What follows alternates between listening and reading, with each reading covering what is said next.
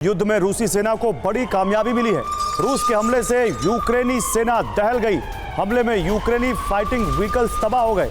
रूस के हमले का वीडियो सामने आया है।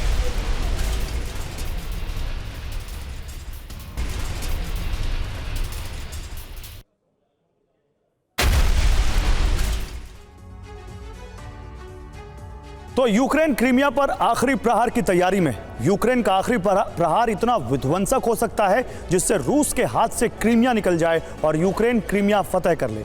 यूक्रेन का मंसूबा हवाई नहीं है। इसके लिए उसने समंदर और आसमान से हमले का प्लान बनाया है। समंदर में सी ड्रोन रूसी फ्लीट को तबाह करेगा, जबकि आसमान से F-16 एयर स्ट्राइक करके ज़ेलेंस्की का सपना पूरा करेगा। हालांकि ये इतना आसान नहीं होगा, क्योंकि रूस ने क्रीमिया को अभेद किले में बदल दिया है, जिससे काले सागर में बारूदी घमासान होना तय माना जा रहा है। अब यूक्रेन कभी भी क्रीमिया पर हमला कर सकता है।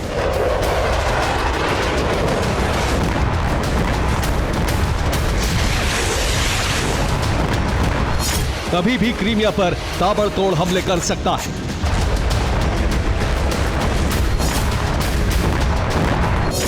किसी भी वक्त रूसी सैनिकों को भागने पर मजबूर कर सकता है।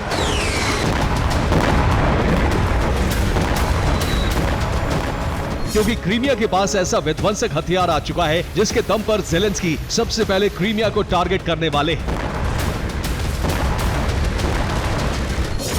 यानी अब कर्च ब्रिज पूरी तरह तबाह हो सकता है।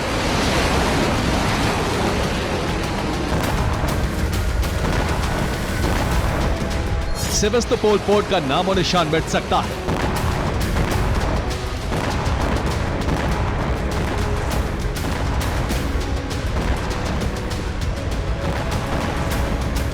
नोवरोसिस्क पोर्ट पर खड़े वॉरशिप बर्बाद हो सकते हैं।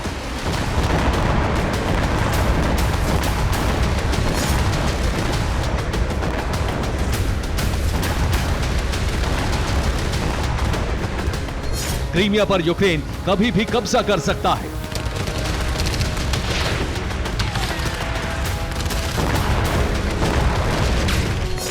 और ये सब कुछ मुमकिन होगा सुपर फाइटर जेट F-16 की वजह से।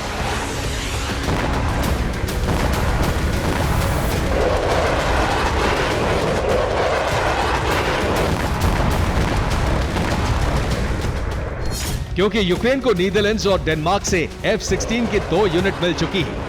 वॉर ट्रायल भी पूरा हो चुका है। अब बस बारी है रूस में कोहराम मचाने की। इसलिए क्रीमिया को पहला टारगेट बनाया गया है।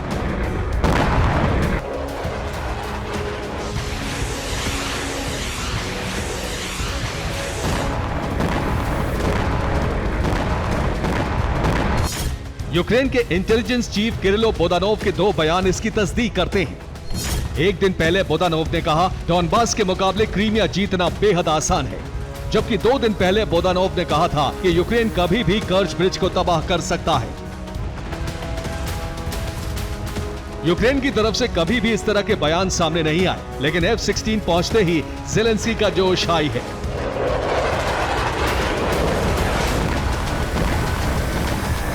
F-16 मिलने पर ज़ेलेंस्की ऐसे बात कर रहे हैं जैसे वो रूस से युद्ध जीत जाएंगे।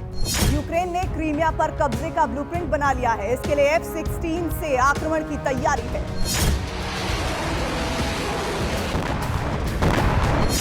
दरअसल यूक्रेन रूस को ब्लैक सी में उलझाकर क्रीमिया पर ध्वज फहराने का ख्वाब देख रहा है। इसके लिए वो कर्च ब्रिज को तोड़कर क्रीमिया की सप्लाई लाइन खत्म करना चाहता है। इसी दौरान सी ड्रोन से सेवास्तोपोल और नोवरोसिस्क पोर्ट पर हमला किया जाएगा, जबकि ओडेसा से शॉर्ट रेंज मिसाइल ब्लैक सी में मौजूद रूसी फ्लाइट पर दागी जाएंगी। जब रूस इन हमलों में उलझ जाएगा, उसी वक्त यूक्रेनी एयरबेस से F-16 उड़ान भरेंगे और कुछ मिनटों में क्रीमिया के सैन्य ठिकाने नष्ट कर देंगे।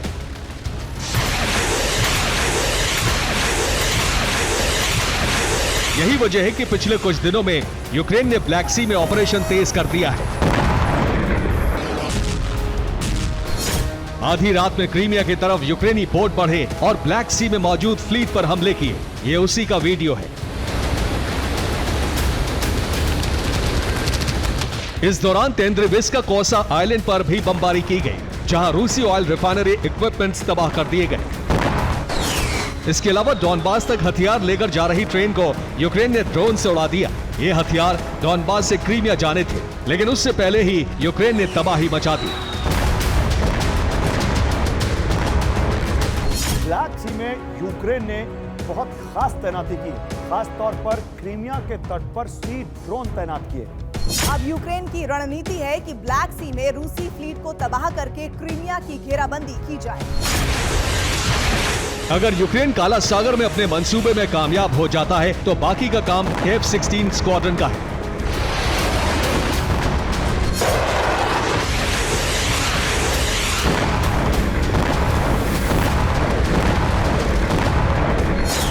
जो मिनटों में रूसी सैन्य ठिकानों को तबाह करके यूक्रेनी सैनिकों का क्रीमिया में घुसने का रास्ता तैयार कर देंगे। यूक्रेन की इस हिमाकत पर क्रेमलिन में कोहराम मच गया है। क्रेमलिन ने फरमान जारी कर दिया है, अगर F-16 यूक्रेन में कब्जा किए गए इलाके के एयर स्पेस में भी दिखते हैं तो उन्हें तुरंत तबाह कर दिया जाए। यहां तक कि क्रेमलिन ने F-16 फाइटर जेट पर हमले और पायलट को मार गिराने के लिए भारी इनाम भी घोषित कर दिया है। रूस का यह ऐलान यूक्रेन की क्रीमिया के पास पड़ने वाले रूसी आइलैंड टेंद्रिविस्का पर रेड के बाद किया गया। रूस ने दावा किया है कि इस हमले के लिए यूक्रेन ने सी ड्रोन के अलावा F-16 का भी इस्तेमाल किया।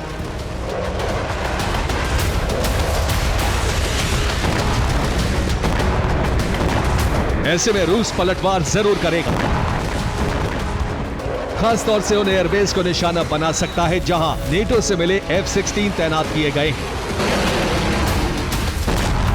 रूस यूक्रेन में आसमानी जंग का सबसे खौफनाक चैप्टर शुरू होने जा रहा है, जिसमें F-16 और Su-35 आमने सामने होंगे।